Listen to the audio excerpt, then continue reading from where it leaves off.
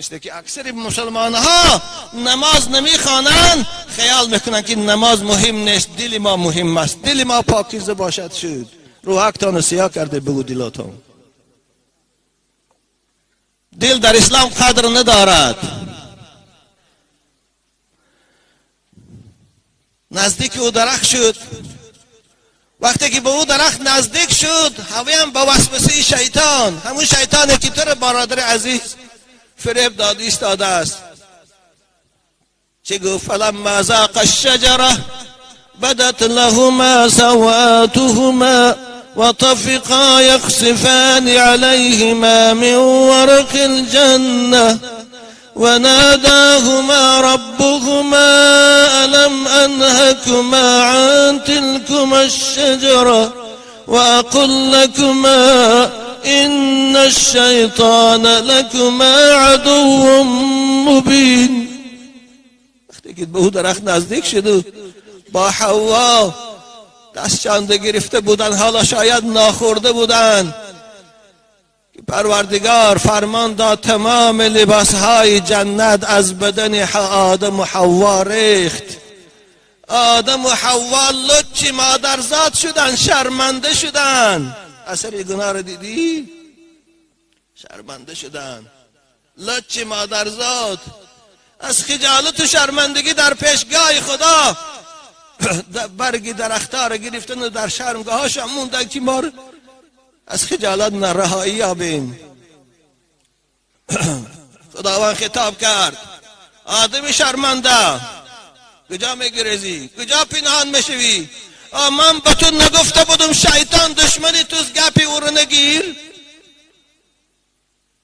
من به تو نگفته بودم که شیطان های انسانی و جنی دشمنان شما هستند؟ ای بندگان من، برای دموکرات ها نروه، برای کمونیستان نروه، برای قرآن و محمد روه. نگفته بودم؟ من نگفتم شیطان به شما دشمنی آشکاراست؟ اکنون دیدی دشمنیشه؟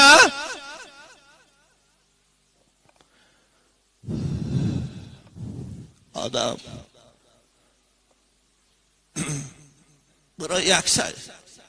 برای یک کمبودی از جنت بیرون شد، از رحمت خدا دور شد. 40 سال آدم اشک ریخت، 40 سال بیابان به بیابان ناله کرد، طواف میکرد. بعد از 40 سال ربنا ظلمنا انفسنا وإن لم تغفر لنا وترحمنا لنكونن من الخاسرین. بعد از 40 سال حبیب دلها محمد شفیع کرد، به خاطر گناهاش خدا با گناهش گذشت توبهش قبول کرد. ببین، برای یک خاطر امر خدا رو ترک. تو عزیز من در یک روز 5 بار امر خدا رو ترک میکنی. در نماز بامداد که شد صبح، خدا به تو فرمان میده بنده من خیر نماز خوان. وقتی نماز پیشین در آمد، باز علاهده فرمان میده بنده من خیر پیشین خوان. نماز عصر وقتش در آمد، با فرمان از بالای عرش صادر میشود بنده من نماز عصر خوان. شام شد، با فرمان صادر میشود. خفتن شد، با فرمان صادر. 5 بار در یک روز خدا برای بندگانش فرمان میده نماز خوان. کسانی که نماز نمیخوانند 5 بار فرمان خدای خدا، فرمان مربی خدا، فرمان آفریدگار خدا اطاعت نمیکنند، قبول ندارند. این حالشان چیست؟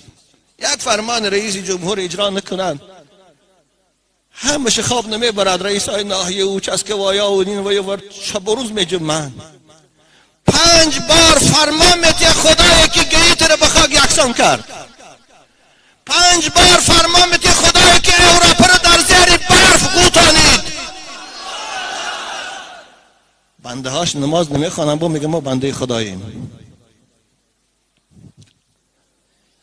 چی میگوید؟ عزیز من، شما دو توجه دارم. من خداوند شما را شاید به این صحبت من دلتان ملایم کند و ترس خدای قهار در دلت پیدا کند، اهل نماز شوی. جد تو آدم بهشتش جای بود، قدسیان کردند و بهر او سجود.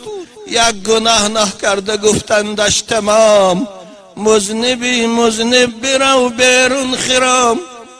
یک گناه تو در یک روز 5 گناه میکنی، با این گناه هم گناه های هزل نیست. والله کسی یک نماز ترک میکنه قصدن نمیخوانه برابر دی زنا کردن است، برابر دی آدم کشتن است. یک گناه نکرده گفتندش تمام، مذنبی مذنب برو بیرون خرام. تو گمان داری که با چندین گناه، ببین اینقدر گناه هر روز چقدر نافرمانی خداست. تو گمان داری که با چندین گناه، داخلی جنت شوی ای روسیا. الان فرصت داری برادر عزیز، تو خدای مهربان داری که به تو خطاب دارد، تو رو فریاد کرد ایستاده است. اعوذ بالله من الشیطان الرجیم و توبوا الی الله جمیعا ایها المؤمنون. ای مؤمن گمراه، ای مؤمن فریب خورده، ای مؤمن در دام شیطان افتیده، ای مؤمنی که هوا و هوس و امید تو رو فریب کرده است، بیا بیا پیش من، بیا بیا توبه کن، من توبه تو رو قبول بکنم. الان خدا تو رو خطاب داره، بیا الان بعد از نوار تماشا کردم، والله توبه کن. خدایا گم من به جانم جبر کردم، خدایا من دیگر نمازم قضا نمی کنم، خدایا این جسد ناتوان من طاقت عذاب تو ندارد.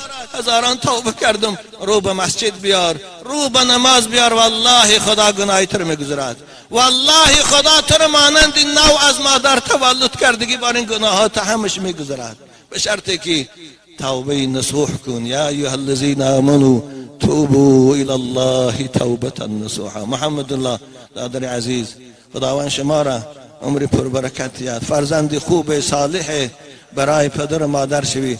خوب اگر مبادم پدرت با وجود این نصیحت ها را تماشا کردن و شنیدن باز هم نماز نخواند، من از شما خطی مادرت التماس میکنم او را حرمت کنی، او را عزتش بجا بیاره، او را کلوچاش پیش پامون، او را پدر جان گفته خطاب کن، هر خدمت فرمت اجرا کن، زیرا خدا به شما سپارش داده است و صاحبهما فی الدنیا معروفا. برای پدر و مادر اگر چه کافر هم باشد شما خدمت خوب کنید. دعا کنیم پروردگارا به خاطر این دادر عزیز ما که با ما برای پدرش التماس دعا و هدایت کردی، خداوندا این دادر عزیز ما را همراه با برادراش و رفیقاش تنی صحت عمر دراز و رزق فراخ نصیب کنه. خدایا دعای ما گناهگارا و این جوانای زیبای ملائکه صفت فرشته خور خدایا در حق این پدری به نماز اجابت کن. تو مقلب القلوبی، تو هزاران کافرها را در اروپا خدایا با دعوت به اسلام مشرفشان کردی. دل این بنده هم محبت نماز و مسجد در دلش بیدار گردان. آمین یا رب العالمین.